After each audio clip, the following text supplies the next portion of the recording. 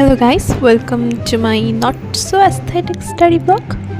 আসলে real life কিন্তু অতটা অ্যাস্থেটিক হয় না সবসময়। আজকে ঘুম থেকে উঠতে 5:30 বেজে যায়। আমি উঠেই প্রথমে আমার টু ডু লিস্টটা বানিয়ে ফেলি। এটা করলে হয় কি, সারাদিনের প্ল্যানটা মাথায় সেট থাকে যে আমার কী কী করতে হবে। এরপর বাইরে মোটামুটি আলো হয়ে গেছিলো ততক্ষণে। আমার ছিল সামনে ফিজিওলজি নার্ভাস সিস্টেমের কার্ড, এই জন্য আমি নার্ভাস সিস্টেমই পড়ছিলাম।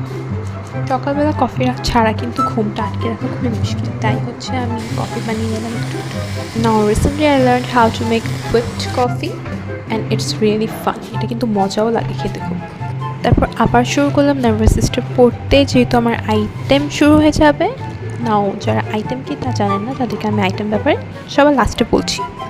ফার্স্ট আইটেমের সিলেবাসটা বিশাল দেখছিলাম, তাই আমি আস্তে আস্তে পড়ছিলাম আর কি, যেহেতু আমার আজকে ক্লাসও ছিল না। আমি লিখে লিখে পড়তে সাধারণত খুবই ভালোবাসি। লিখে লিখে পড়লে কি পড়াটা মনে থাকে বেশি। এই তো এই জন্য আমি লিখে লিখে পড়ছিলাম। তারপর দেখলাম ক্ষুধা লেগে গেল, কী খাওয়া যায়, একটু নুডলস তৈরি করে নিলাম।